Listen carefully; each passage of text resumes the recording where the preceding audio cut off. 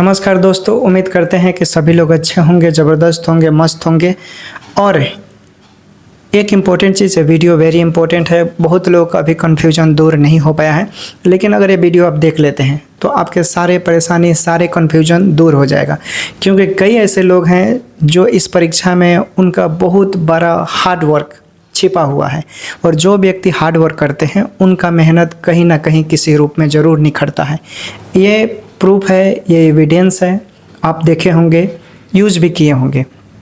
अब देखिए, सभी लोगों को मालूम है, पूरा मैं विस्तार से आऊँगा हाई कोर्ट से लेकर, और आपको कुछ एविडेंस भी बताएंगे किस आधार पे क्वालिफाई का पॉजिटिविटी बन रहा है। जो आगे आपका मार्च में सुनवाई होने वाला है, उसमें किस बेसिस पर आपके पॉसिबिलिटी, प्रोबेबिलिटी बढ़ जाएगी जीतने की, उसको लेकर कि कितने जल्द अगर जजमेंट हो जाता है तो कितने दिनों के बाद आपकी ज्वाइनिंग प्रक्रिया मिल सकती है। ठीक है, तो चलिए हम लोग अब जो सेशन है, हम लोग का जो इम्पोर्टेंट टॉपिक है वो अब शुरू करते हैं। सभी लोगों से रिक्वेस्ट है कि प्लीज़ आप वीडियो को लाइक कर दीजिएगा। देखिए, अब सभी को मालूम है कि कॉन्ट्रैक्ट बेसिस वाले जो 2018 नियम को चैलेंज किए थे, वो दो बार, एक बार नहीं दो बार बिहार सरकार को हाई कोर्ट में हराए थे। और एक और इम्पोर्टेंट चीज़ देख लीजिए, राज्य सरकार का कोई भी एडवोकेट, राज्य सरकार का अगर वो एडवोकेट गवर्नमेंट है, जिसको एडवोकेट जनरल बोलते हैं राज्य लेवल पे, और सुप्रीम कोर्ट में अगर कोई केस लड़ता है, जिसको AAG अटॉर्नी जनरल बोलते हैं, अगर वो लड़ते हैं तो वैसे एडवोकेट का प्राथमिकता अटल पे रखा जाता है। ये भी एक रूल है कोर्ट के नज़र में, जो जज साहब होते हैं उनके नज़र में। अगर तो राज्य सरकार का समझ लीजिए कि कोई भी एडवोकेट अगर पेश कर रहे हैं, अगर वो गवर्नमेंट है, तो उनकी बात सबसे ज़्यादा मानी जाएगी, अटल पे रखा जाता है या वरीयता दिया जाता है। आप जान सकते हैं या पूछ सकते हैं, कोई भी एडवोकेट है उनसे। अब बात करते हैं कि याद रहे, जो लोग भी सुप्रीम कोर्ट में केस लड़ रहे हैं, चाहे जितने भी लोग हो, चाहे यूट्यूबर हो, चाहे हर वो व्यक्ति, चाहे वो घर से, चाहे धरातल पे, फिजिकली, मेंटली, हर रूप से अगर अपना इसमें योगदान दे रहा है, तो उसका बहुत बड़ा इसमें योगदान है इस केस को क्लियर कराने में। अगर ये क्लियर हो भी जाता है तो सभी लोगों का इसमें बहुत बड़ा योगदान रहेगा। अब देखिए, इम्पोर्टेंट चीज़ बताते हैं कि सुप्रीम कोर्ट में ये जो केस गया है, ये केस सभी को मालूम है कि हाई कोर्ट के मैटर को लेकर सुप्रीम कोर्ट में आप गए हैं। और किस बेसिस पे? सेक्शन 309, अभी जो आपका गजट बना है वो 309 के अंतर्गत ही बना है। अब इसमें एक और चीज़ समझने वाली बात है कि आप हाई कोर्ट के किसी मैटर को आप लेकर जाते हैं सुप्रीम कोर्ट में, तो समझ लीजिए कि उसमें आप अलग से कोई पेशगी नहीं कर सकते हैं। क्योंकि ड्राफ्टिंग के समय, अब समझिए बातों को अच्छा से, क्योंकि ड्राफ्टिंग के समय आपसे ड्राफ्ट करवाया जाता है, 5-6 कॉपी ड्राफ्टिंग होता है, और वो ड्राफ्टिंग जो एक एडवोकेट साहब होते हैं उनके पास एक रहता है, और जो सुप्रीम कोर्ट के या हाई कोर्ट के जज होते हैं उनके पास पहुंचता है। तभी ना एडवोकेट साहब के पास एक कॉपी होता है, और एक कॉपी देखते होंगे कि जो पेशगी होते हैं वो पहुंचाते हैं जज साहब के पास। तो वो बोलते हैं उसके अनुरूप कि हाँ ये ड्राफ्ट है और इसी में से मुझे बोलना है, एक्स्ट्रा बातें आप नहीं उसमें बोल सकते हैं। ठीक, ये चीज़ें हैं, ये क्लियर करना ज़रूरी था। हाँ, लेकिन उसी के अंतर्गत आपको बोलना पड़ेगा। अगर उसका अनुरूप है तो आपकी बातें सुनी जाएगी, अगर उसका अनुरूप नहीं है तो आप नहीं सुनी जाएंगी। हाँ, एविडेंस अगर उससे रिलेटेड है, जो ड्राफ्टिंग है वो मैटर है, उसको उसके अंतर्गत आता है, तो आप उसमें कुछ एविडेंस, लिमिटेड एविडेंस उसमें लग सकता है। जैसे के मंजूश्री का जजमेंट है वो उसमें लागू हो सकता है। BTSC JEE का जो भारतीय संविधान का आर्टिकल 14-16 है, अभी हाल ही फिलहाल में जजमेंट दिया गया है, ये सब को रिलेट करता है। आगे बताएंगे इस पर। अब देखिए, अब आते हैं हम लोग कि जब अमन लेखी सर जो 2018 नियम को चैलेंज कर रहे थे, मार्क्स बेसिस वाले को, अमन लेखी सर एक बात बोले, ठीक है, तो वहाँ पर जो बात बोलते हैं हिमाचल प्रदेश, कर्नाटका वाला, चूँकि उन 2018 नियम को जो लोग चैलेंज कर रहे हैं उनके पास इम्पोर्टेंट चीज़ क्या है कि एक हिमाचल प्रदेश और कर्नाटका का वो बहुत बड़ा इम्पोर्टेंट जजमेंट है उसमें, और उसी जजमेंट के अनुरूप वो लोग हाई कोर्ट में पहुँचे। जब वो लोग हाई कोर्ट में पहुँचे तो आप बताइए, हमारे देश भारत में सबसे बड़ा सर्वे सर्वा सुप्रीम कोर्ट ऑफ इंडिया है, विधि के अंतर्गत आता है, कानून के अंतर्गत, और उस कानून को काटने वाला सुप्रीम कोर्ट ऑफ इंडिया से बड़ा कोई नहीं है। इंटरनेशनल लेवल पर आप जा नहीं सकते हैं, क्योंकि वहाँ देश देश का मैटर देखा जाता है, ये राज्य लेवल का मैटर है।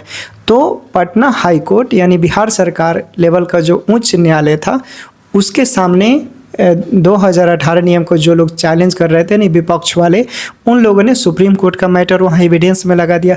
तो आप ही बताइए, क्या हाई कोर्ट के पास इतना औकात है कि वो आपके सुप्रीम कोर्ट के फैसलों को रोक दे? नहीं काट सकता, इसलिए उसने कोई इसमें हस्तक्षेप नहीं किया। अगर एलपीए में भी जाने के बाद देखे होंगे कुछ नहीं हो पाया, इसलिए नहीं हो पाएगा क्योंकि मेनली वहाँ पॉइंट था सुप्रीम कोर्ट का ऑर्डर, और वहाँ पे सुप्रीम कोर्ट के ऑर्डर को पटना हाई कोर्ट के पास औकात नहीं है कि कोर्ट ऑफ इंडिया के मैटर को रोक दे, हस्तक्षेप कर दे। उसने बोला कि ठीक है, जैसा ऑर्डर था उसी को उसने बढ़ा दिया। लोग यहाँ से संतुष्टि नहीं मिला, जिसके अनुरूप सुप्रीम कोर्ट गए, स्पेशल लिप SLPA किए, और उसके अंतर्गत वहाँ पे जब पहुँचा गया तो बाद में चेक किया जाता है कि जो हिमाचल प्रदेश कर्नाटका का जो वहाँ पर रूल लगाया गया है, जो मार्क्स बेसिस को बढ़ावा देता है, उसमें कहीं ना कहीं ये विभेदीकरण करता है स्टूडेंट को लेकर। ठीक है, वैसे स्टूडेंट जो एक मार्क्स बेसिस को बढ़ावा दे रहे हैं, और एक वैसे जैसे जिसमें थोड़ा कम प्रिविलेज मिल रहा है एग्ज़ाम वालों को, उसको लेकर वहाँ पर विभेदीकरण होता है। और उसके अंतर्गत देखिएगा, उसमें एक नियम है के मंजूश्री वाला, वो थोड़ा सा उसमें कुछ ना कुछ मिसपेल्ड है। और देखिए उसमें क्या होगा, जो एडवोकेट लोग हैं, जो बात चल रहा है, उसके अंतर्गत इस आधार पे पूरा पॉजिटिविटी है, पूरा संभावनाएं हैं कि जितने लोगों ने इसमें योगदान दिया है, शुरू से लगा, और सभी लोगों ने एकता से बनाकर काम किया और कर रहे हैं, उनका रूप देखिएगा कि पूरा उम्मीद है कि अगले मार्च में जो सुनवाई होगा वहाँ पर सब चीज़ अच्छा होगा।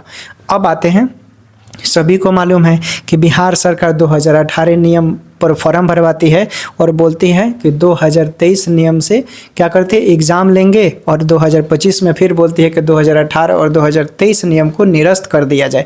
तभी ना बिहार सरकार के एडवोकेट बोलते हैं कि मेरे पास एक अलग नया नियम है, अगले सुनवाई पर मैं उस नियम को पेश करूँगा, नए नियम के साथ आऊँगा। ये बिहार सरकार के एडवोकेट बोलते हैं, इसलिए मुझे 1 हफ्तों का समय दिया जाए, ये बिहार सरकार के एडवोकेट ने बोला। हालांकि वी गिरी सर ने बहुत अच्छी बातें रखी, चूँकि वी गिरी सर भी बहुत अच्छे एडवोकेट हैं।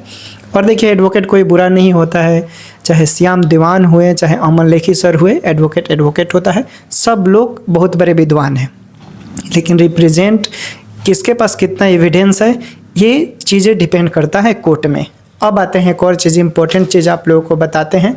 अब एग्जाम्पल, अब यहाँ से आपको ये बात आप जान लेते हैं तो आपको पूरा स्पष्ट मालूम चल जाएगा कि आखिर किसके पक्ष में फैसला आने वाला है, पूरा मालूम चल जाएगा, देख लीजिएगा। अब चलिए एग्जाम्पल देते हैं। अभी हाल ही फिलहाल में 2024 में सुप्रीम कोर्ट ने एक जजमेंट दिया है, किसको लेकर, नियमावली को लेकर जजमेंट दिया है। अब चूँकि 2019 में एक आवेदन निकलता है लगभग 6,500 पोस्टों पे बिहार टेक्निकल सर्विस कमीशन के तरफ से कि मार्क्स बेसिस पर क्या किया जाए, हम बहाली लेंगे, ठीक, और ज्वाइनिंग कराएंगे। क्या होता है कि बिहार सरकार ने यह भी बोला नोटिफिकेशन में, एडवर्टाइजमेंट में, कि वैसे लोग अगर बिहार से डिग्री लिए होंगे उनको 60% और 40% का वेटेज मिलेगा। ये बिहार सरकार ने नोटिफिकेशन में बताया। तो 2020 में अचानक 1 साल बाद वो क्या बोलता है बिहार सरकार कि नहीं, हम 2020 में मार्क्स बेसिस को नहीं, 2020 के तहत एक नए नियम के तहत क्या करेंगे, हम एग्ज़ाम लेंगे, और उस एग्ज़ाम के तहत जो लोग पास करेंगे उनको हम नियुक्ति देंगे एग्ज़ाम के तहत। ये बिहार सरकार ने बोला। अब देखिए, चूँकि 2022 में उसने बोला, एडवर्टाइजमेंट अखबार वगैरह में छपवाया ही, तब तक स्टूडेंट लोग क्या करते हैं, मार्क्स बेसिस वाले जिनका मेरिट वगैरह बन चुका था, वो चले गए हाई कोर्ट चले जाते हैं। अब हाई कोर्ट में क्या होता है दोस्तों कि बिहार सरकार केस जीत जाती है। बिहार सरकार वहाँ केस जीत जाती है, पीके शाही थे वहाँ पे, बिहार टेक्निकल सर्विस कमीशन में वहाँ रिप्रेजेंट कर रहे थे पीके शाही, वहाँ पे वो केस जीत जाते हैं। लेकिन यहाँ पर मार्क्स बेसिस वाले केस क्या करते हैं, वो हार जाते हैं। और मार्क्स बेसिस वाले क्या होता है कि वो चले जाते हैं कहाँ, सुप्रीम कोर्ट ऑफ इंडिया।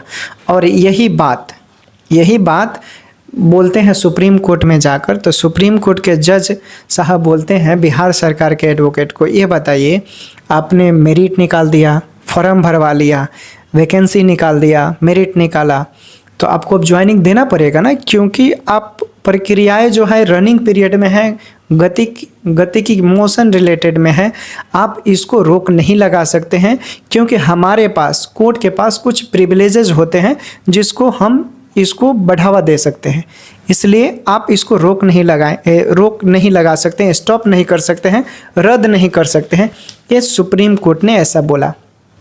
तो सुप्रीम कोर्ट जब एडवोकेट साहब ने बोला कि क्या ऐसा कोई रूल है क्या महोदय, तब सुप्रीम कोर्ट के जज साहब ने बोला कि आप भूल रहे हैं क्या कि भारतीय संविधान का आर्टिकल 16 सार्वजनिक रोजगार में सबको समान अवसर मिलता है। सार्वजनिक रोजगार हो, ये आपका नौकरी जो है सार्वजनिक बिहार के सभी के लिए है, सभी कैटेगरी के लिए है, तो ये सार्वजनिक हुआ, तो सार्वजनिक रोजगार में सभी को समान अवसर मिलता है और किसी के साथ विभेद नहीं किया जा सकता है जब प्रक्रिया रनिंग अवस्था में हो। ठीक, इसके तहत किसी भी नागरिकों के साथ किसी भी लेकर एग्जाम, जाति, धर्म, लिंग वगैरह ये सब था, इसमें प्रोसेस है, ये सब बोला उन्होंने।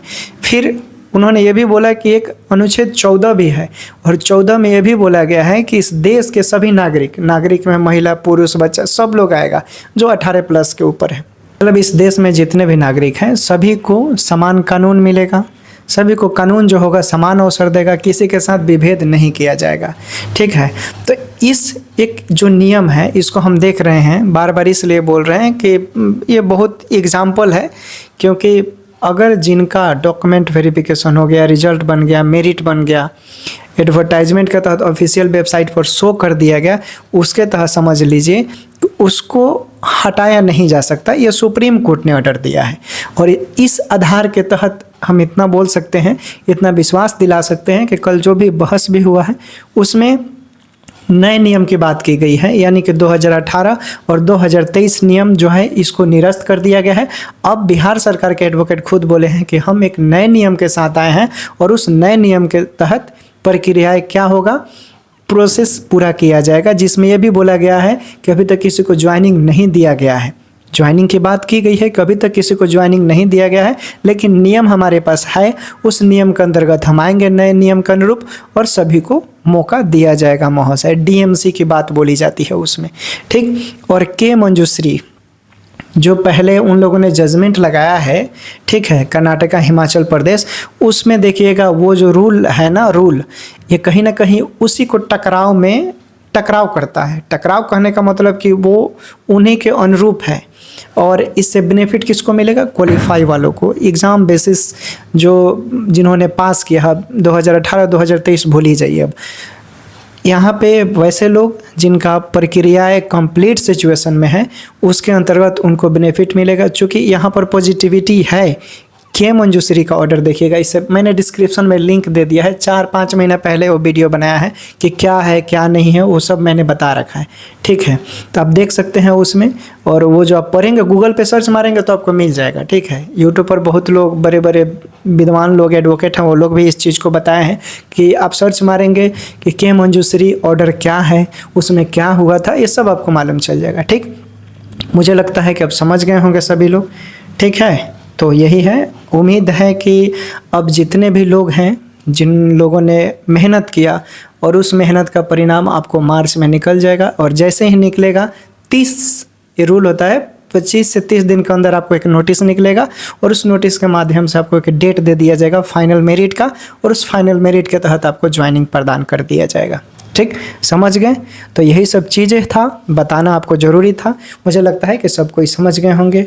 अब इसमें कोई अब वो ज़्यादा तगड़मबाजी वाला खेल भी नहीं है कि ये है। देखिए, जो भी चीज़ें सुप्रीम कोर्ट ने बताया है वो सब एग्ज़ाम जिन्होंने पास किया है उनके अनुरूप है, उनके साथ उतार चढ़ाव नहीं होगा, चाहे वो संविदा वाले हो, यानी जो 2018 नियम को चैलेंज कर रहे हैं उनको भी बेनिफिट मिलेगा, जो फ्रेशर हैं उनको भी, यानी सभी को मिलेगा। 10709 में जितने लोगों ने पास किया है सभी को मौका मिल सकता है इसके अनुरूप।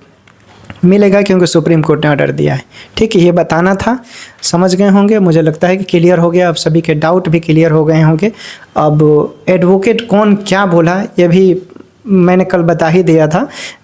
वी गिरी सर बोले, ठीक, बिहार सरकार के एडवोकेट बोले अमन लेखी सर बातों को काटे, चूँकि उनको तो काटना ही पड़ेगा, नहीं काटेंगे तो कैसे चलेगा, विपक्ष है। ठीक है, और जो अगेंस्ट में रहता है उसको तो अपना प्रस्ताव देना ही पड़ेगा, वो देंगे तभी तो सामने वाला बातें रखेगा। तो ये सब चीज़ें है। बाकी उम्मीद है कि अब आप लोगों के परमानेंट जो चीज़ें हैं ये क्लियर हो जाती है, तो आपको जल्दी इसके तहत आगे की प्रोसेस नोटिस के माध्यम से ज़रूर बिहार टेक्निकल सर्विस कमीशन करवाएगी। ठीक है दोस्तों, take care, bye bye, good night.